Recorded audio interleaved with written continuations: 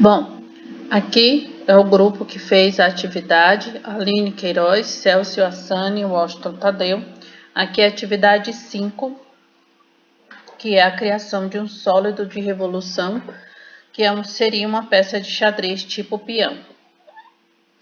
Temos as indicações do que o projeto necessita. Seria um volume de peça que deve ser de mais ou menos 0,2 ml, a base deve ter 3 diâmetros de centímetro e ter pelo menos 3 funções diferentes na curva.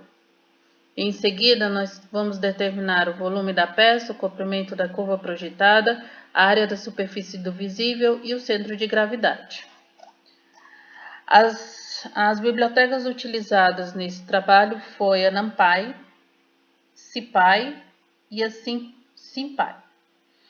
A NumPy, ela é utilizada, ela fornece um suporte de arrays e matrizes de grandes dimensões, além de uma vasta coleção de funções matemáticas. No nosso trabalho, a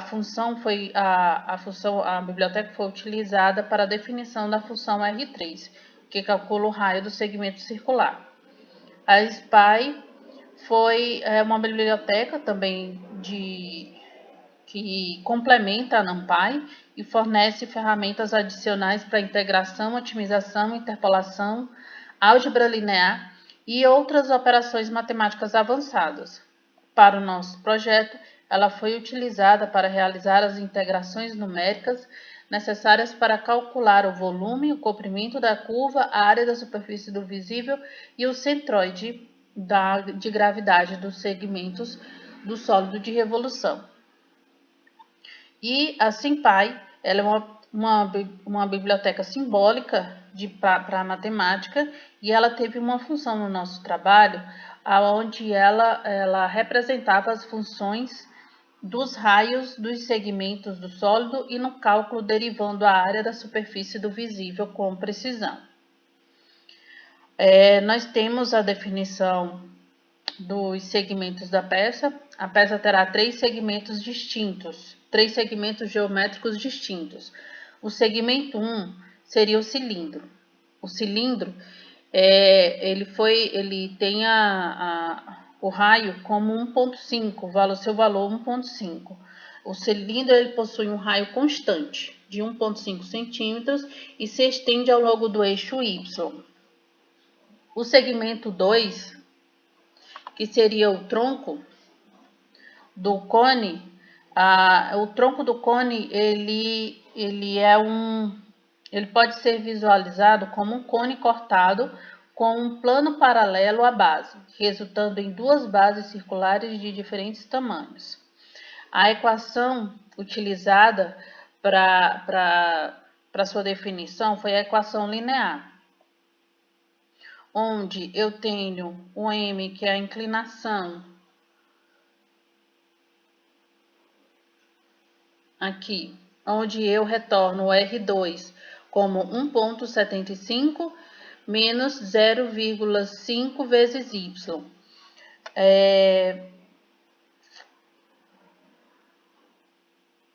Assim, a variável depende do raio do tronco do cone R2 e é independente a posição de Y ao longo do tronco.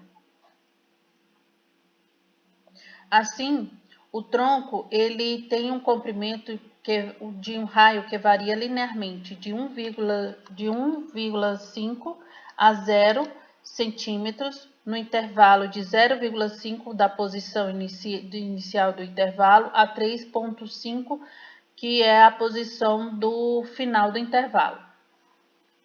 No segmento 3, que seria o semicírculo, calculando a posição de centro do semicírculo, eu tenho a identificação da altura da peça, né?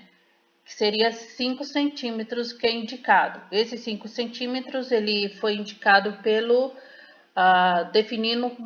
definição do tamanho original de uma peça. O raio do semicírculo, 0,7 75 centímetros, pois o diâmetro é de 1,5. Aonde eu tenho o centro de y, que é a altura, dividido por 2. No caso, seria 5 dividido por 2, que seria 2,5. O limite desse intervalo do raio 3 o limite do intervalo para o raio 3. Para o círculo, a função do raio baseada na geometria do círculo em termos de y. Assim, eu tenho uma função aonde ela vai me indicar esse valor, calcular o valor inferior e o valor superior, pois ele ele teria que ser um não negativo. Então, o R3 ele calcula o raio do semicírculo para um determinado valor em y, desde que y esteja dentro do intervalo do semicírculo, que está localizado fora o que estiver localizado fora desse intervalo, o raio é considerado zero.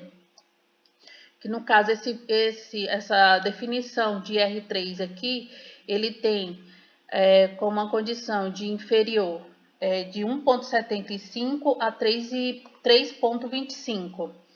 Se ele estiver fora desse intervalo, ele retorna zero. As derivadas da função do tronco do cone, a necessidade de derivar a questão da derivada R2 e a derivada R3. A necessidade de derivar as funções é para calcular o comprimento da curva e a área da superfície do visível. Eu necessito dessas duas derivadas para que eu possa utilizar esses dados na área para fazer o cálculo do comprimento da curva e a área da superfície visível.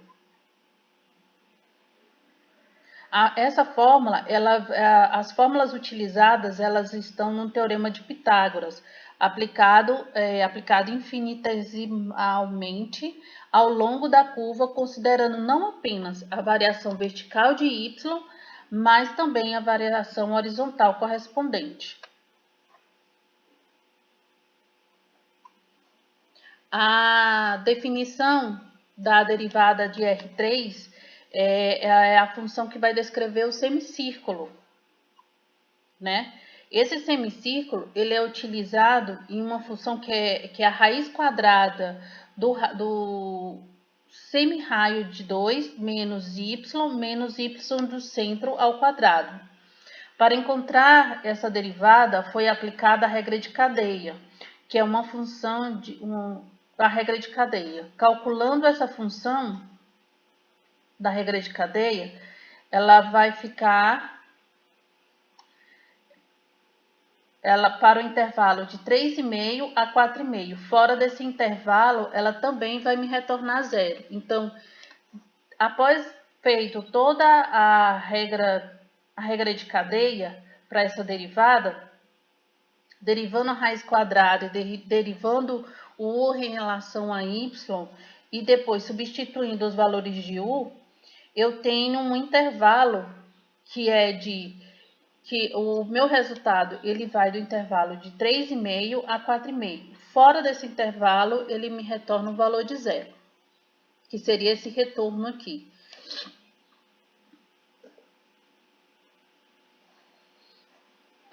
O volume, ele é um sólido de revolução.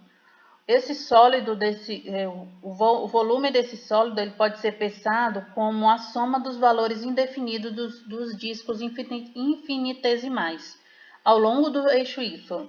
Nesse caso, ele só vai ser calculado ao longo do eixo Y. Primeiro é calculado o volume do disco infinitesimal. Depois desse cálculo do volume, eu teria que fazer essa integral para cada segmento. Volume 1, volume 2, volume 3, numa integral que vai de 0 a 5, 0,5 a 3,5 e de 3,5 a 4,5. Ao final, você tem o resultado de cada de cada segmento, o volume de cada segmento, e para ele dar o volume total seria o somatório dos volumes. Para o comprimento da curva ele pode ser dividido, ele pode se encontrar dividindo a curva em pequenos segmentos retilíneos, calculando o comprimento de cada segmento e somando esses comprimentos. Para o nosso caso, a gente vai fazer o cálculo como uma distância entre os pontos de x e y no plano cartesiano, que é dado pelo Teorema de Pitágoras. Então, vai ser utilizado o Teorema de Pitágoras para fazer o comprimento da curva do comprimento da curva. Só que seria uma integral ao longo do intervalo AB, que seria... E aí eu definiria as funções de R3, que é uma constante. Da mesma fórmula, eu teria os cálculos de integral nos intervalos de 0 a 0,5, 0,5 a 3,5 e 3,5 a 4,5. Ao final, novamente, a soma desses comprimentos, dos comprimentos de cada segmento. A área da superfície do visível, ela foi utilizada a fórmula que envolve girar uma curva ao redor de um eixo, que seria o anel infinitesimal. Então, nós vamos utilizar a área de um anel infinitesimal, que é uma circunferência do anel multiplicada pela sua espessura. A circunferência do anel é 2πr de x, e a espessura é o valor de ds, que é onde a distância e a espessura, que é a distância ao longo da curva.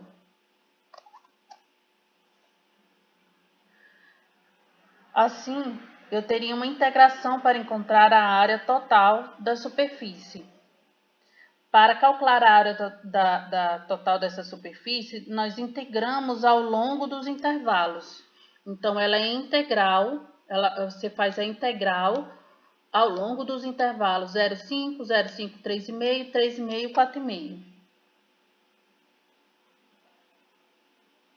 E ao final se tem novamente a soma dessa área, das áreas de cada segmento.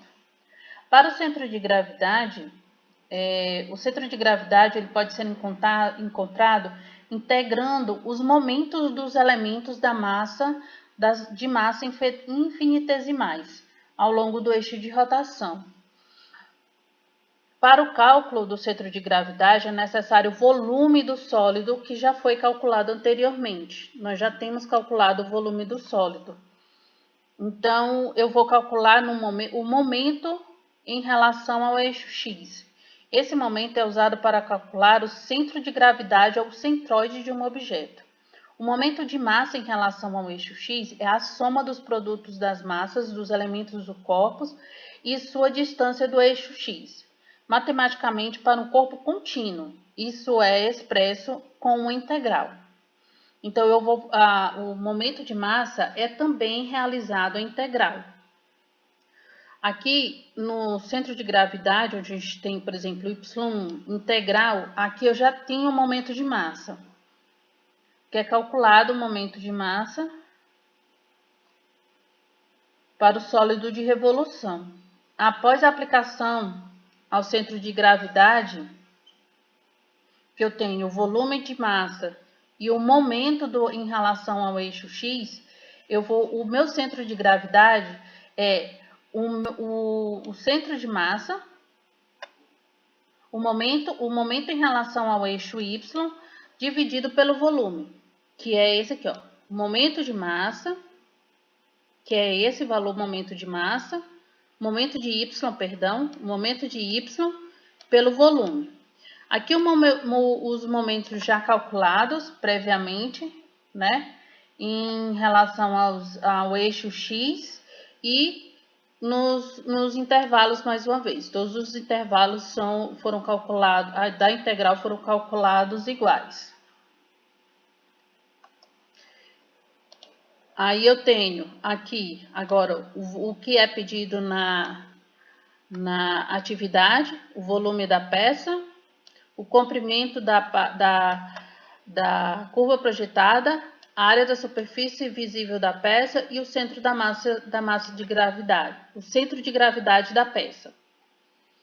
Aqui os intervalos corretamente utilizados, o intervalo do semicírculo que foi posicionado para a gente fazer o cálculo corretamente e a posição correta, o volume da peça, o comprimento projetado de 4,85, a área da superfície do visível é 20,52 e o centro de gravidade é 0,92.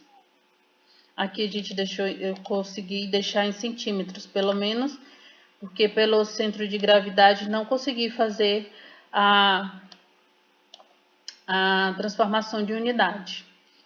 E aqui, para fazer a plotagem, foi utilizado a biblioteca Matplotlib, já estudado em sala de aula algumas funções.